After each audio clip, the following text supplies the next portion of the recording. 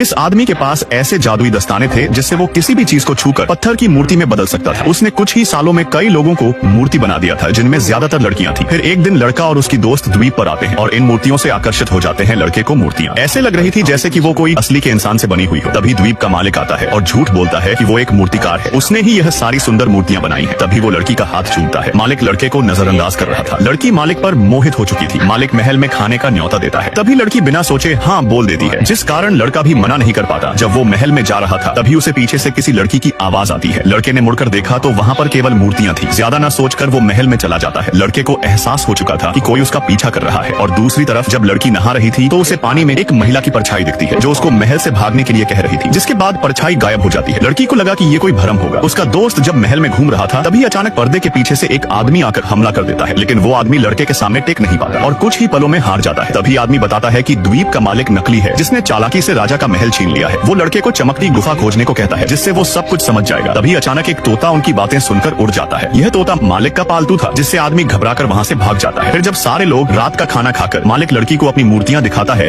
तो उसका दोस्त भी उसके पीछे पीछे आ गया था। लड़के को मूर्तियों को देखकर शक हो चुका था कि कुछ तो गड़बड़ है, इसलिए वो रात में चुपके से वापस गुप्त कमरे में आता है जहाँ उस दिन वाले आदमी की मूर्ति मिलती है। यह देख अगली सुबह लड़का तुरंत लड़की को मालिक के काली करतूतों के बारे में बताता है। वो जल्द यहाँ से भागने के लिए कह रहा था, पर अब बहुत देर हो चुकी थी क्योंकि द्वीप के मालिक को सब कुछ पता चल चुका था। उसके बाद लड़का चमकती गुफा को ढूंढ लेता है, जिसके अंदर घुसने पर उसे एक बटन मिलता है, जिसको दबाते ही सारे लोग गुफा में गिर पड़े थे और सामने का नजारा देख हैरान हो चुके थे। पूरी गुफा मूर्तियों से भरी पड़ी थी। उसके साथियों ने असली राजा की मूर्ति को पहचान लिया था। लड़का अब सब समझ चुका था कि उसके दोस्त की जान भी खतरे में है, इसलिए वो तुरंत साथियों के साथ महल लौट जाता है। पर तब तक मालिक ने लड़की को धोखे से नशीली शराब पिला दी थी, जिससे वो तुरंत बेहोश हो जाती है। फिर मालिक उसे गुप्त कमरे में ले आता है और अपने जादुई दस्ताने बाहर निकाल लेता है। फिर लड़की को छूकर उसे मूर्ति में बदल देता है। थोड़ी देर बाद जब लड़का कमरे में पहुंचा तो पत्थर बनी लड़की को देख उसे बहुत गुस्सा आ रहा था। वो मालिक को लड़ने के लिए ललकारता है, पर वो उसके पास जाने से डरता था क्योंकि उसके छूते ही वो भी पत्थर बन सकता था। इसलिए दोनों की अफरा तफरी में मालिक ने कई चीजों को पत्थर में बदल दिया था। लड़का उससे बचते हुए भागकर महल की बालकनी में आ जाता है, जहाँ नीचे एक 100 मीटर की गहरी खाई थी। उसके पास और कोई रास्ता भी नहीं बचा था और जब मालिक उसके नजदीक आता है तभी लड़के ने अचानक से उस पर हमला करके उसको बालकनी से लटका दिया था। फिर उसने मालिक को उसके ही हाथों से उसे मूर्ति में बदल दिया था, जिससे वजन के कारण